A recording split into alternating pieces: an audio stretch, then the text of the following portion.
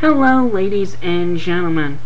Welcome to the Mikey Report for June 22nd, 2010. I, of course, am Mikey Edwards, your wonderful reporter and host for this fine evening.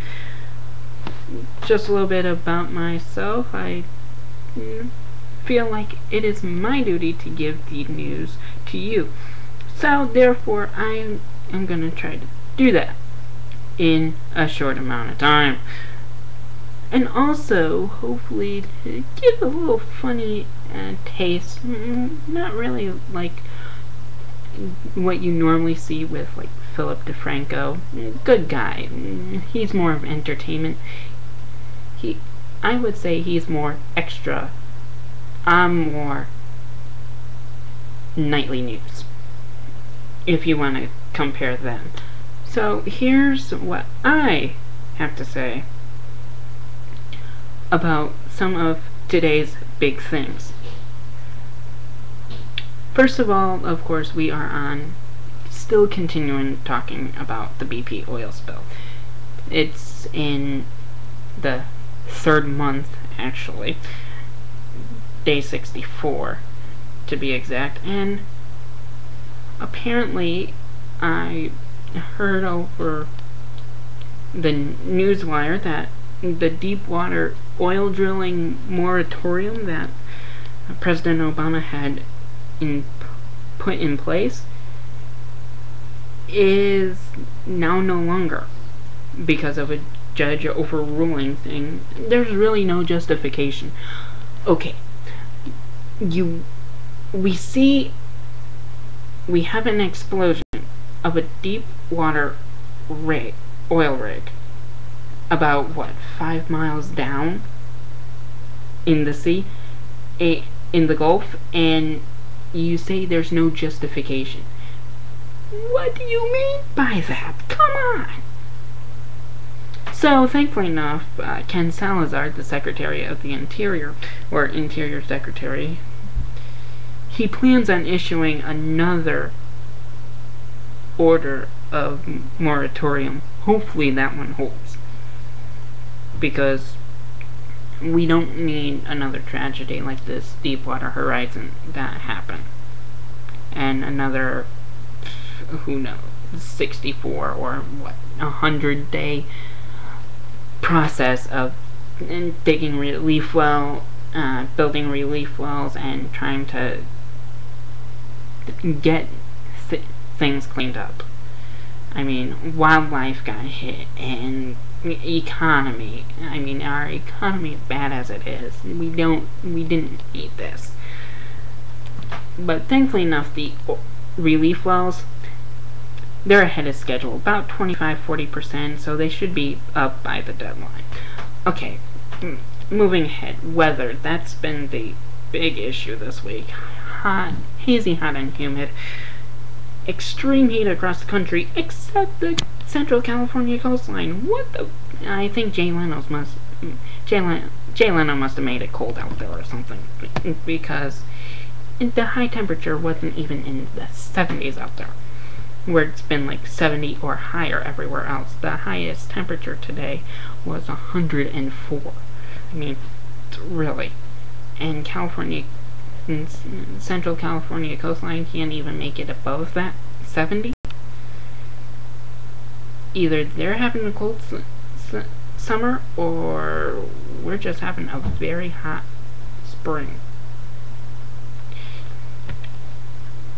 But look at the 7-day forecast for Scranton metro area. It's going to be again hazy, hot, and humid for the week, and we're looking at a whole bunch of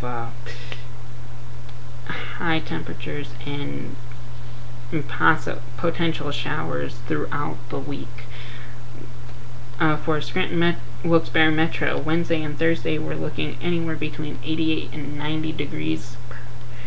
Friday we're looking 78 to 82, a little bit cooler, less humid. Saturday 84 to 85. Sunday 88 to 90. Monday 85, 86. It's gonna be warmer and a little bit more humid, so there. That's why. And Tuesday, going back on the downslope with the temperature cooling off to about 75, 80 degrees. Well, 82. Now, today in the Philly metro area, especially here in Phoenixville, it hit 90, 92 degrees. The record was 99 for the day. 100 in Philly. But we're looking at, for tomorrow, for Phoenixville, 94 and 96 for the records. 94 actually is the predicted temperature. The record set in 1957, so potentially breaking it. And we're looking at temperatures of Wednesday 97, Thursday 99. Extreme heat watch and warnings in effect until Thursday evening, when it's going to cool off a little bit and go for a high of 89 degrees. Saturday we're looking at 91. Sunday humidity's picking up and going to about 95 degrees. Monday 91, Tuesday 85, cooling off, and Wednesday through Friday of next week much cooler. Finally, some comfortable weather before the 4th of July weekend. Okay. Now to some sports within my last 3 minutes here.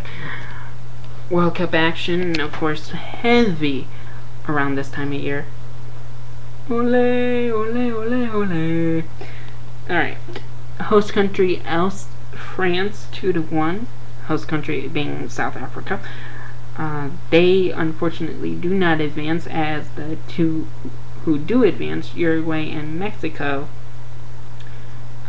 do advance, and Uruguay beat Mexico 1-0. Argentina shut out Greece 2-0, and Argentina will face Mexico. So a battle between Central America and South America in that one. Uruguay facing South Korea on the 26th.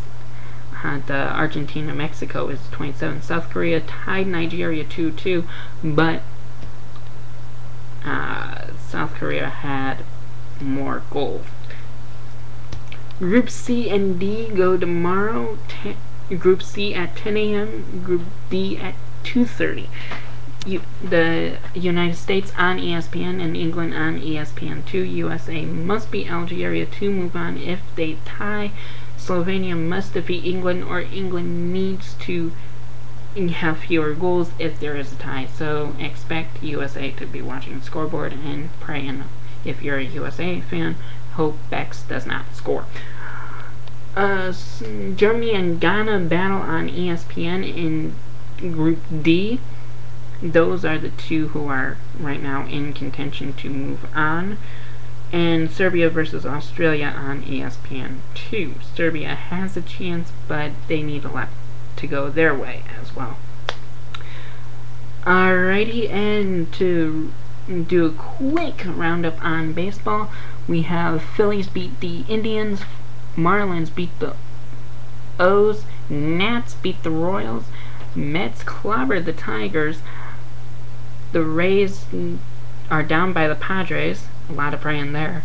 White Sox beat the Braves, Rocks beat the Sox 2-1, and Yankees lead the Diamondbacks right now, going into the bottom of the 7th, with Chris Snyder, Danny Herron, and Kelly Johnson due up.